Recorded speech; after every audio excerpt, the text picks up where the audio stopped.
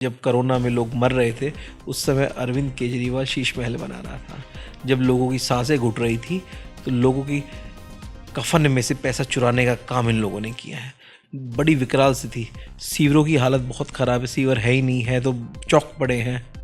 दिल्ली एक तरह से वो स्लम में तब्दील करते जा रहे हैं अरविंद केजरीवाल। निश्चित रूप से भारतीय जनता पार्टी बहुत गंभीर है युवाओं के भविष्य को लेकर। नमस्कार, आप देख रहे हैं एयर न्यूज़ और मैं हूं आपके साथ साक्षी सिंह।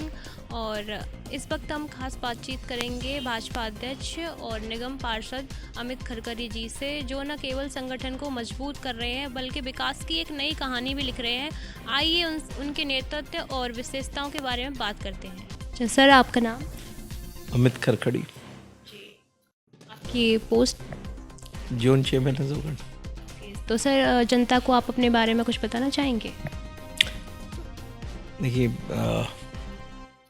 लोगों के लिए काम करना है और उसी मोटो के साथ काम कर रहा हूँ। कुछ बेटर नजफगढ़ के लिए कर पाऊँ उसके लिए काम कर रहा हूँ। तो सर, जैसे कि आपने बताया कि आप निगम पार्षद हैं, तो आपको मतलब जब आप निगम पार्षद बने तो किन किन चुनौतियों का सामना करना पड़ा और इसका आपने समाधान कैसे निकाला? निगम पार्षद जब मैं बना तो बहुत सारी चुनौतियाँ नजफगढ़ क्षेत्र में थी। जैसे यहाँ अपना पार्किंग को लेके इशू था, तो सबसे पहली नजफगढ़ पार्किंग मैंने बनवाई। आज दिल्ली गेट पर नजफगढ़ पहली पार्किंग बनी हुई है। जड़ोदा गाँव में स्टेडियम का निर्माण के लिए कार्य किया। आपका कूड़े की बड़ी समस्या थी, फिरनी रोड पे कूड़ा घर था बड़ा छावला स्टैंड पे, उस कूड़ा घर को हटवाया। तो निगम के जो भी बेसिक काम थे रुके पड़े थे, उनको शुरुआत कराने का, बेहतर तरीके से कराने का काम हम लोगों ने किया है। सर, जो पर्यावरण है और सड़क संबंधी जो समस्याएं हैं उस पर आप क्या कहना चाहेंगे? देखिए, दिल्ली में जो डिस्ट्रीब्यूशन है काम का वो बड़ा अलग तरीके का है, और दिल्ली में जो सड़क समस्या है वो ज़्यादातर PWD फ्लड डिपार्टमेंट के पास। हमारे पास कुछ ही ऑथराइज एरिया हैं जिनमें हम बेहतर काम करने की कोशिश कर रहे हैं, लेकिन दिल्ली सरकार के जो भी प्रीव्यू में काम आते हैं उनकी बड़ी ख़राब स्थिति है और दिल्ली सरकार उसको लेकर गंभीर नहीं है। तो सर, आप महिला सुरक्षा या सशक्तिकरण पर कुछ बात करना चाहेंगे? देखिए, मुझे लगता है कि निगम के माध्यम से जो प्रधानमंत्री जी ने योजनाएं चलाई हुई हैं, अपना रेडी पटरी वालों के रोज़गार की और उसमें उनको लाइसेंस देके आगे बढ़ाने की, उन सारी योजनाओं पर हम लोग काम कर रहे हैं। इसमें बहनों को विशेष रूप से लाभान्वित कराने का प्रयास, चाहे विश्वकर्मा योजना के माध्यम से हो और बहुत स्वनिधि योजना के माध्यम से हो, बहुत सारी योजनाओं के माध्यम से महिलाओं को लाभ देने का प्रयास किया जा रहा है, उनको स्वावलंबी बनाने का प्रयास किया जा रहा है। जैसा कि आपने बताया कि विश्वकर्मा योजना, इसके आप लाभ बता सकते हैं, क्या लाभ है? विश्वकर्मा योजना वो योजना है जो हाथ का काम जानते हैं, जिसमें बढ़ई का काम, जिसमें दर्जी का काम, महिलाएं सिलाई का काम जैसे करती हैं, अचार पापड़ बड़ी बनाने काम करते हैं, उनकी ट्रेनिंग देके उनको इक्विपमेंट्स प्रोवाइड करा के उनको लोन दिया जाता है। उस योजना के अंतर्गत महिलाएं काम कर रही हैं और सैकड़ों महिलाएं मेरी जानकारी में लाभान्वित हुई हैं। तो मतलब आप ये काम कर रहे हैं जो पढ़ी लिखी नहीं है उनके लिए, आप इस टाइप का मतलब काम, जैसे जो नहीं कर सकते? देखिए, पढ़ा लिखा होना और ना पढ़ा लिखा होना की बात नहीं है। रोजगार के अवसर प्रदान करना, स्वावलंबी बनाना, ये उद्देश्य है। वो अनपढ़ हो सकता है, वो पढ़ा लिखा हो सकता है, लेकिन उनको अपॉर्चुनिटीज़ देना, वो अपना काम उस पर कर रहे हैं हम लोग। तो जैसे कि आपको जनता से कोई भी संवाद करना हो तो आप कैसे जुड़ते हैं जनता से? मेरा फ़ोन मेरा ऑफिस है, 24/7 I am available on phone. रोज़ मैं 5 से 6 घंटे अपने कार्यालय में लोगों से मिलता हूँ और फिर निकल पड़ता हूँ पैदल लोगों से मिलते जुलते। तो आपको क्या लगता है कि मतलब जैसे कि आपने बताया आप निगम पार्षद हैं, तो कौन सी ऐसी बड़ी समस्या है जिससे मतलब जो आपको मतलब निकलने में, जैसे कि कूड़ा वगैरह है, ये सब है, तो अगर ये चीज़ ठीक हो जाए तो उससे मतलब आप लोगों को भी आसानी? और देखिए, निगम ठप हो गया है पिछले 2 साल से, और नगर निगम में स्टैंडिंग कमेटी ना बनने की वजह से बहुत सारी चीज़ें रुक गई। जैसे आज हमारे पास डॉग कैचर नहीं है, हमारे पास आवारा पशु पकड़ने के कर्मचारी नहीं है, हमारे पास जो पब्लिक टॉयलेट्स बन गए सफाई के कर्मचारी नहीं है, हमारे पास हॉर्टिकल्चर के कर्मचारी नहीं है, हमारे पास सफाई कर्मचारियों की कमी है। स्टैंडिंग कमेटी ना बनने की वजह से आम आदमी पार्टी ने दिल्ली में ऐसा एक गतिरोध पैदा कर दिया है कि स्टैंडिंग कमेटी बन नहीं पा रही है और निगम के जो मोस्ट इम्पोर्टेंट काम है वो रुके हुए हैं। सर, आप भाजपा के किन कार्यों से ज़्यादा प्रभावित हैं? भाजपा मेरे खून में है, तो हर कार्य जो भाजपा करती है वो देश हित में करती है, राष्ट्र हित में करती है, लोगों के हित में करती है। तो हर कार्य केवल मुझे प्रभावित नहीं करता, देश की अधिकतम लोगों को, संख्या लोगों को प्रभावित करता है। जैसे कि दिल्ली में पानी, बिजली ये सब फ्री है, तो और जैसे बसेस भी फ्री हैं औरतों के लिए, तो इस पर मतलब उनको क्या लाभ है, आप बता सकते हैं, लाभ है या हानि है?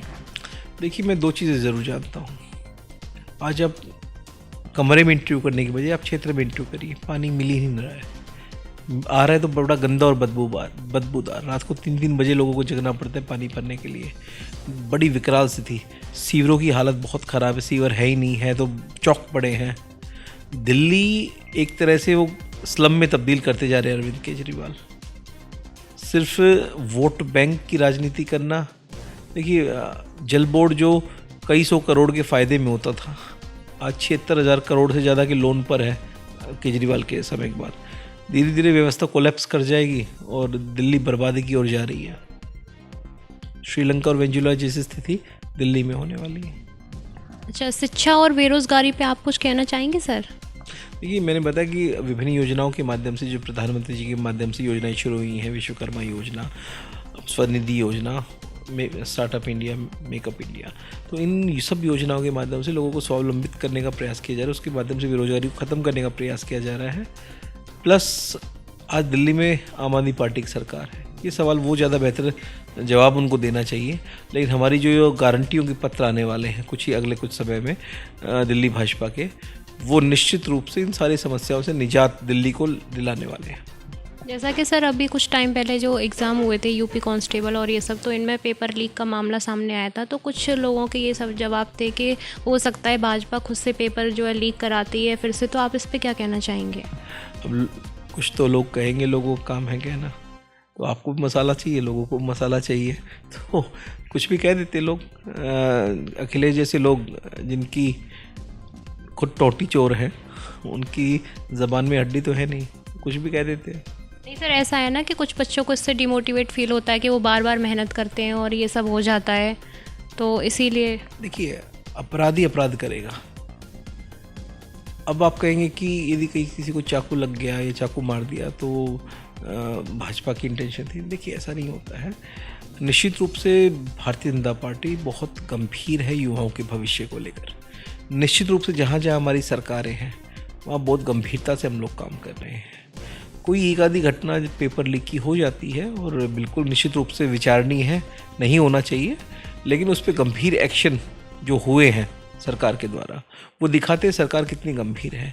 एक तो जैसे पहले पर्ची खर्ची सिस्टम चलते थे, हरियाणा में चलते थे और राज्यों में चलते थे कि केवल वो व्यक्ति चयनित होगा जिसको सरकार चाहेगी। आज आप हरियाणा में जाइए, यूपी में जाइए, जो बच्चा पढ़ेगा वो चयनित होगा। तो जैसा कि सर अभी कुछ टाइम पहले से एयर पॉल्यूशन इतना हो रखा है कि लोगों को बहुत सारी बीमारियां हो रही हैं, सांस लेने में परेशानी हो रही है, तो इसके मेन जो कारक हैं वो क्या हैं? देखिए, सरकार ने कभी उस ओर ध्यान नहीं दिया। दिल्ली सरकार ने 10 सालों में, देखिए उससे पहले भी आप देखते आए होंगे, मीडिया रिपोर्ट्स में पढ़ा होगा, इतनी ख़राब स्थिति नहीं होती थी। जब तक इनकी पंजाब में सरकार नहीं थी तो पंजाब सरकार को कोसते थे कि पंजाब से पराली का धुआं आता है और इस वजह से दिल्ली गैस चैम्बर बन रही है। आज पंजाब में सरकार आम आदमी पार्टी की है तो वहाँ से क्या धुआं आना बंद हो गया है, अब वो हरियाणा कोसने लग गए हैं। तो बेसिक काम जो होना चाहिए था पर्यावरण को लेकर वो इन्होंने किया ही नहीं है। जो एनजीटी का टैक्स का पैसा टोल टैक्स पे कटता है, वो उस पैसे का क्या उपयोग किया इन्होंने? अब ज़रा बताएं ना। इन्होंने कहा कि यमुना को हम साफ़ करेंगे, यमुना में डुबकी लगाने लायक मैं खुद सबसे पहला व्यक्ति हूँ, केजरीवाल कहते थे नहाने जाऊँगा, लेकिन हमारे प्रदेश अध्यक्ष वीरेंद्र सचदेवा जी गए थे वहाँ पे, उनको स्किन इन्फेक्शन हो गया उसमें नहाने से। तो मैं जो आपको बात बताना चाह रहा हूँ कि दिल्ली सरकार ने दिल्ली को बर्बाद करने में कोई कसर नहीं छोड़ी, पर्यावरण संरक्षण के लिए कोई काम नहीं किया, ट्री प्लांटेशन पे कोई काम नहीं किया। आज केवल झूठे प्रचार करना दिल्ली सरकार की आदत बन गई है। दिल्ली वासियों के स्वास्थ्य से आज दिल्ली का दम घुट रहा है।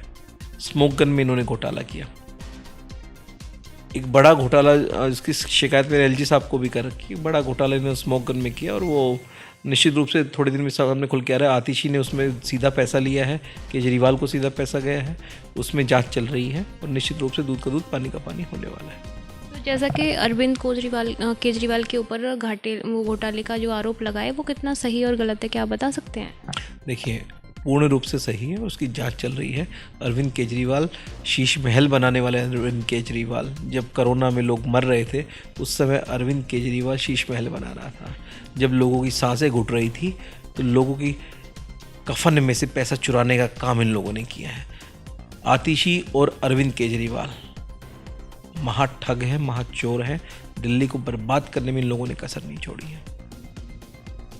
सर, जैसे कि अब आपकी मतलब आने वाले जो समय में, भविष्य में आपके जैसे विकास के लिए क्या क्या कार्य रहेंगे, जैसे साफ़ सफाई और पर्यावरण में? निरंतर चलने वाले काम है साफ़ सफाई और चीज़ें, लेकिन नज़ोड़ को बेहतर इंफ्रास्ट्रक्चर मिले उसके लिए मेरा प्रयास है। नज़ोड़ में जल भराव समाप्त हो उसके लिए मेरा प्रयास है। नज़ोड़ में जाम समाप्त हो उसके लिए मेरा प्रयास है।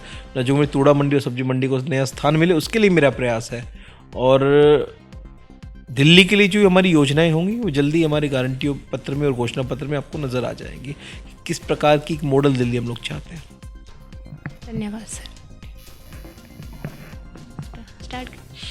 तो सर, मैं आपसे पूछना चाहूँगी कि जो योगी जी हैं उनके काम से आप कैसे इंस्पायर हैं? योगी जी की कार्यशैली देश हित में है, राष्ट्र हित में है, समाज हित में है और वो बेहतरीन काम कर रहे हैं। सर्वश्रेष्ठ मुख्यमंत्रियों में से योगी जी काम कर रहे हैं और अद्भुत है। अपराध पे नकेल कसने का एक बेहतरीन काम किया है, यूपी को विकास की ओर ले जाने का काम किया है। तो सर, जो योगी जी का फैसला है बुलडोज़र वाला, उससे आप कितने प्रभावित हैं? देखिए, शासन प्रशासन के फैसले हैं और योगी जी ने, मुझे लगता है, जो निर्णय किया बड़ी सोच समझ कर किया होगा। अपराधियों पर नकेल कसने की दृष्टि से किया है और उसमें यदि कोर्ट का भी कोई फैसला आया है तो उसका मुझे लगता है कहीं ना कहीं उसको समझा जा रहा होगा, उसके अनुसार उस पर एक्शन लिया जाएगा। तो ये थी अमित खड़गड़ी जी के नेतृत्व और योगदान के कुछ मुख्य पहलू। इस तरह के नेता ही समाज में बदलाव की बुनियाद रखते हैं। ऐसी और वीडियोस के लिए हमारे चैनल को लाइक शेयर सब्सक्राइब करें। आप देख रहे हैं एयर न्यूज़, मैं साक्षी सिंह। धन्यवाद।